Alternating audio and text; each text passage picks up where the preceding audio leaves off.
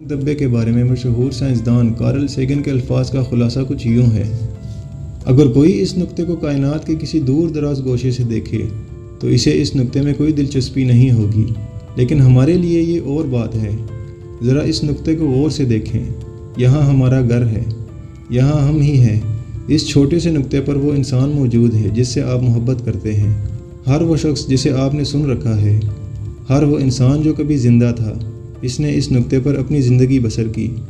ہر خوشی، ہر غمی جس کا ہم نے سامنا کیا، ہزاروں پر اعتماد مذاہب، نظریات اور معاشی نظام، ہر شکاری اور شکار، ہر بہادر اور بزدل، انسانی تہذیب کے تخلیق کار اور تخریب کار، ہر جاگیردار اور کسان،